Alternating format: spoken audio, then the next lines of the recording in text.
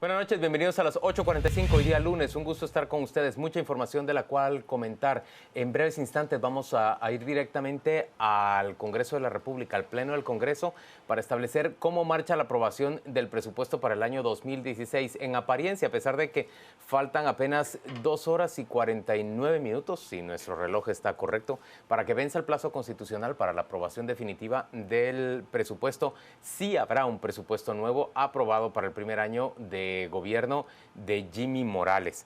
Mientras tanto, vamos a tratar un tema también de enorme actualidad. Hemos invitado a Osvaldo Samayoa, analista del Centro de Estudios de Guatemala, y a Germán Santos, un conocedor de los temas penitenciarios, para discutir sobre ese motín que desembocó en una tragedia el día de ayer en la Granja Penal de Canadá. En la Granja Penal de Canadá, perdonen ustedes mi lapsus, por favor.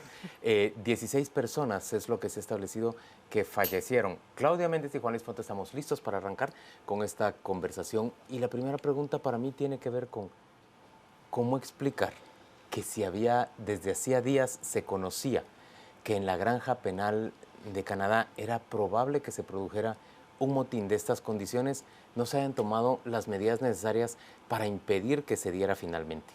Osvaldo. Bueno, primero que todo, buenas noches y gracias por la invitación. Siempre parece que es algo que podría prevenirse, siempre es algo que muchas veces se piensa que está planificado también que suceda. En Guatemala, desde el año 2002, hemos tenido una serie de masacres dentro de los centros penitenciarios. En el 2002 fueron 17 personas, en 2005 fueron 45, 46 personas en una seguidilla en 5 centros penales en aproximadamente 4 días. Y luego tenemos lo del caso Pavón, y así hemos tenido diversos casos como el de ahora. La pregunta es, ¿por qué si nos sucede permanentemente, por qué no hemos hecho algo? Y bueno, yo creo que hay 3 temas fundamentales. Primero, desde que entra en vigencia la ley del régimen penitenciario, ha habido una resistencia y una oposición de las mismas autoridades penitenciarias a poder implementar correctamente esa ley. Parece que no beneficia en cuanto a términos de corrupción y de malas prácticas que han existido históricamente. En segundo lugar, hay una instrumentalización política del tema penitenciario. Con el tema penitenciario se hacen ofertas de que va a haber más seguridad en el país. Cuando las personas ya están detenidas, se dice que de ahí se están cometiendo los delitos. Es decir, esa instrumentalización política tampoco le saca ventaja al sistema penitenciario. Y lo tercero es que la visión de castigo de la población, a lo cual el Estado ha estado respondiendo, es, más allá de la privación de libertad, causar daños físicos en las personas. Y esos 3 aspectos nos llevan a que no hay una política penitenciaria seria que esté enfocada en la reinserción de las personas. Osvaldo, yo quisiera detenerme en cada uno de los puntos que usted ha enumerado, son 3 claramente delineados, y quisiera preguntarle a Rubén. A Germán, perdón. El primer punto, el sistema penitenciario, las autoridades penitenciarias son las más reacias a echar a andar esta modernización, esta reforma que ha sucedido ya con la aprobación de la ley del sistema penitenciario a finales del gobierno de Oscar Berchet, si no estoy mal, que es cuando se emite la nueva legislación, justamente después de la toma de la Granja Penal de Pavón. ¿A qué son reacias las autoridades? ¿A definir los perfiles de los prisioneros? ¿A qué son reacias concretamente? ¿A crear cárceles específicas y crear un completo traslado y reconfiguración de la población penitenciaria? Bueno, buenas noches, muchas gracias por la invitación también y felicitaciones a los periodistas en su día, gracias por mantenernos informados. Realmente a la aprobación de la ley del régimen penitenciario en el 2006 se desencadena, como decía Osvaldo, una serie de acontecimientos y en lo puntual de la pregunta que me realizas, debemos de considerar de que lo primordial es que el sistema penitenciario justamente se ha politizado, ha servido para dar puestos, para pagar deuda política. Se piensa pues que se puede quitar y poner un director general al antojo, y cada director general trae personal distinto. Si hay 20 directores generales, pues podemos ver el ejemplo de los últimos 3 directores generales. Han habido 3 cambios de staff completo del personal penitenciario. Entonces, más que reacia el personal penitenciario o las autoridades penitenciarias a poder implementar una ley, yo hablaría del desconocimiento de una ley, de una serie de políticas, de una serie de normas que ya se pueden aplicar y en lo que los sistemas, el staff penitenciario puede comenzar a conocer que sí hay alternativas a la carcelización, que sí hay planes de deshacinamiento, que sí existen protocolos en las instituciones, pues se les acaba el tiempo, los cambian y otra vez vuelve ese reciclaje de personal. Déjenme ir a un punto básico. Germán, ¿había conocimiento previo de que venía un motín en Canadá? Pues déjame decirte que normalmente sí, siempre hay. El día de hoy en múltiples medios los familiares de los privados de libertad externaron públicamente, incluso hablaron de que habían llamado al 1533 del sistema penitenciario, de que habían hecho notas por escrito a las autoridades penitenciarias denunciando que venía un motín. Y vemos también la falta de integralidad de observar el sistema penitenciario por parte de las unidades de análisis, por parte de la inteligencia penitenciaria. O sea, no hay inteligencia que recoja información entre los reclusos y que permita administrar las situaciones de seguridad apropiadamente, Osvaldo. O en todo caso la recoge, pero no le pone atención. Posiblemente sí la hay, no de la mejor o de la que quisiéramos.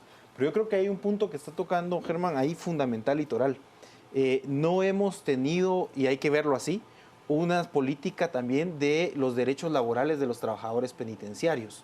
Es decir, el trabajador penitenciario está muy a la deriva en cuanto a su situación, tanto económica como laboral. De hecho, el único detenido hoy es un guardia penitenciario. Porque el único parece detenido que escondió un arma. Un arma. Estos elementos nos dan, primero, por ejemplo, hay profesionales que deberían de integrar los equipos multidisciplinarios que sus contratos son de 3 meses. Cuando el contrato se terminó, entonces no les han terminado de pagar esos 3 meses. Tenemos a guardia penitenciaria que no está siendo formada adecuadamente, ni se cumple con su derecho laboral de tener un salario adecuado, de tener la protección adecuada de acuerdo a la tarea que está cumpliendo. Y hay una percepción social también de que trabajar en el sistema penitenciario parece que la gente ya está involucrada también en algo malo. Es decir, no se le está dando realmente la dignificación. Ni prestigio a la carrera penitenciaria. Entonces, bajo ese parámetro, trabajar en el sistema penitenciario se ha vuelto no estoy diciendo para todos, pero para algunos, en lo que yo he percibido y conozco, se ha vuelto mientras consigo otra cosa, voy a estar aquí. Y si puedo aprovechar a tener otros ingresos extras, lo voy a hacer, ¿verdad? Y eso también se ha dado a temas de corrupción en los agentes penitenciarios para el ingreso de armas, drogas, seguir apagando las antenas de bloqueo telefónico para que sigan saliendo las llamadas, y ellos realmente se ven desprotegidos. Pero la otra cosa que hay... No, Claudia, que pregunte, por favor. Hay un punto que toca justamente con apagar las antenas que bloqueo de telefonía celular. ¿Se dan cuenta ustedes que no solo es la crítica de que reciben la advertencia de que puede existir un motín, pero además reciben la advertencia a las 3 de la tarde de que se amotinan los prisioneros en la Granja Penal de Canadá? Pero la policía empieza a llegar hasta 3 horas después. Por un lado, podemos asegurar que falló la recolección de inteligencia o el análisis y la reacción a esa inteligencia, pero por el otro lado, achacan y recriminan las 3 horas de retraso con las cuales actuó el Ministerio de Gobernación.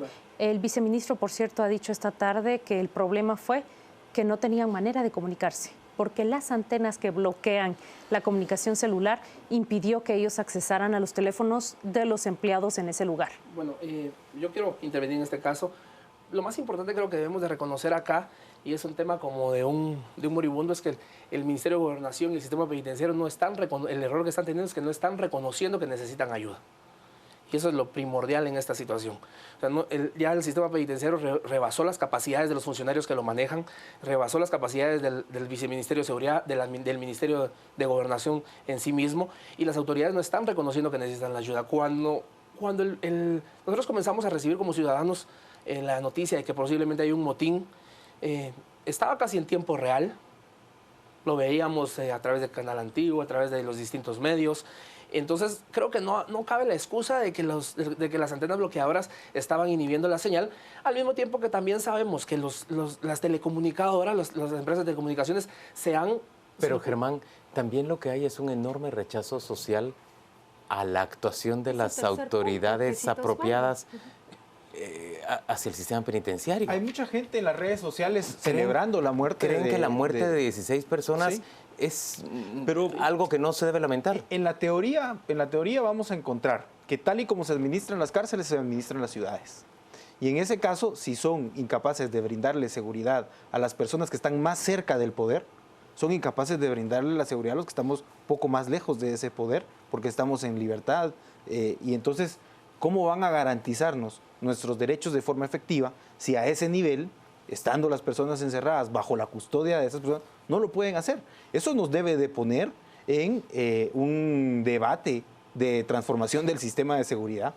Y al mismo tiempo nos tiene que traer a colación un punto esencial. Las cárceles no son para torturar. Las cárceles no son para generar personas o decapitar a las personas. Las cárceles tienen como propósito o filosofía la reinserción social. Y el sistema de reinserción social en Guatemala, hoy por hoy, es inexistente en gran medida. Osvaldo, Germán, gracias a ambos por acompañarnos a las 8:45. Nosotros vamos a una pausa comercial y volvemos dentro de muy poco desde el Congreso de la República. Tenemos por lo menos 2 diputados que van a ofrecer su visión sobre cómo marcha la aprobación del presupuesto. Ya usted lo ha visto, ha avanzado el tiempo. Quedan aproximadamente 2 horas y 39 minutos para que fenezca el plazo constitucional para aprobar el presupuesto para el año 2016 o quedará vigente el del año 2015. Ya volvemos.